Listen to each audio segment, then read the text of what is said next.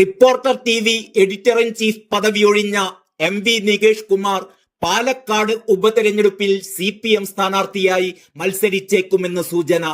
ഷാഫി പറമ്പിൽ രാജിവെച്ച സീറ്റ് നിലനിർത്താൻ UDFും കഴിഞ്ഞ തവണ കപ്പിനും ചുണ്ടിനുമിടയിൽ നഷ്ടപ്പെട്ട സീറ്റ് ഇത്തവണയെങ്കിലും സ്വന്തമാക്കാൻ BJPയും തന്ത്രങ്ങൾ മെനയുന്നതിനിടെ CPM കടുത്ത നിരാശയിലായിരുന്നു.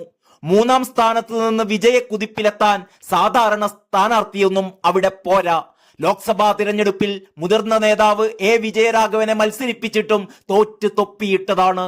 അവിടെ ഒരു വ്യത്യസ്ത സ്ഥാനാർത്ഥിയെ തിരഞ്ഞു വരുന്നതിനിടയിലാണ് നികേഷിന്റെ ഈ സജീവ രാഷ്ട്രീയ പ്രവേശമുണ്ടായിരിക്കുന്നത്. ഒന്നും കാണാതെ നികേഷ് ഈ സന്ദർഭത്തിൽ മാധ്യമപ്രവർത്തനം ഉപേക്ഷിച്ച് സജീവ രാഷ്ട്രീയത്തിലേക്ക് എടുത്തു ചാടില്ല. നികേഷിന്റെ യഥാർത്ഥ ലക്ഷ്യം അടുത്ത നിയമസഭാ തിരഞ്ഞെടുപ്പിൽ മത്സരിച്ച് വിജയിച്ച് മന്ത്രിയാവുക തന്നെയാണ്. മാധ്യമപ്രവർത്തകയായ വീണ ജോർജിന് മന്ത്രിയായി വിലസാമെങ്കിൽ രാഷ്ട്രീയ പാരമ്പര്യമുള്ള MV രാഘവന്റെ മകന് എന്തുകൊണ്ടായിക്കൂടാ? പക്ഷെ ഇനിയും 2 വർഷം മുമ്പിലുള്ളപ്പോൾ നികേഷ് ഇപ്പോഴേ സജീവ രാഷ്ട്രീയത്തിലേക്ക് ചാടി വീണത് ഉപതിരഞ്ഞെടുപ്പിൽ ഒരു കൈ നോക്കാൻ വേണ്ടിയാണോ? നികേഷാണ് പുള്ളി. 2016 അഴീക്കോട് മത്സരിച്ചപ്പോൾ പ്രചാരണം കൊഴുപ്പിക്കാൻ കിണറ്റിൽ വരെ ഇറങ്ങി വെള്ളം കോരിയ കഥയൊന്നും ആരും മറന്നിരിക്കില്ല.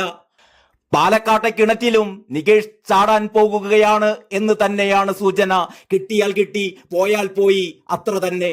അടുത്ത നിയമസഭാ തെരഞ്ഞെടുപ്പിൽ മത്സരിക്കാൻ ഒരു ട്രയൽ റൺ. നികേഷ് കുമാർ മുഴുവൻ സമയ പാർട്ടി പ്രവർത്തനത്തിന് ഇറങ്ങുകയാണെന്നും കണ്ണൂരാവും തട്ടകമെന്നുമാണ് കഴിഞ്ഞ ദിവസം ചേർന്ന കണ്ണൂർ ജില്ലാ കമ്മിറ്റി യോഗത്തിൽ ജില്ലാ സെക്രട്ടറി MV ജയരാജൻ അറിയിച്ചിരുന്നത്. അദ്ദേഹത്തെ ജില്ലാ കമ്മിറ്റിയിലെ ക്ഷണിതാവാക്കണം എന്ന നിർദ്ദേശം ജയരാജൻ മുന്നോട്ട് വയ്ക്കുകയും കമ്മിറ്റി അത് ഏകകണ്ഠമായി പിന്തുണയ്ക്കുകയും ചെയ്തിരുന്നു. എന്നാൽ ഈ തീരുമാനം അടുത്ത സംസ്ഥാന കമ്മിറ്റി അംഗീകരിക്കുന്നതോടെ മാത്രമേ നിലവിൽ വരികയുള്ളൂ. പാലക്കാട് ഉപതെരഞ്ഞെടുപ്പിൽ മത്സരിക്കാനായില്ലെങ്കിൽ 2 വർഷം കണ്ണൂരിലെ പൊതുമണ്ഡലത്തിൽ സജീവമായ ശേഷം 2026 തിരഞ്ഞെടുപ്പിൽ ജില്ലയിലെ ഏതെങ്കിലും മണ്ഡലത്തിൽ നിന്ന് മത്സരിക്കാനാവും നികേഷിന്റെ പ്ലാൻ. 2016 അഴീക്കോട് മണ്ഡലത്തിൽ മുസ്ലിം ലീഗ് സ്ഥാനാർത്ഥിയായ KM ഷാജിയോട് 2284 വോട്ടുകൾക്കാണ് നികേഷ് പരാജയപ്പെട്ടത്. ഏഷ്യാനെറ്റ് ന്യൂസിലും ഇന്ത്യ വിഷനിലും പ്രവർത്തിച്ച ശേഷം റിപ്പോർട്ടർ TVയുടെ സംരംഭകനും സ്ഥാപകനുമായി മാറുകയായിരുന്നു നികേഷ്.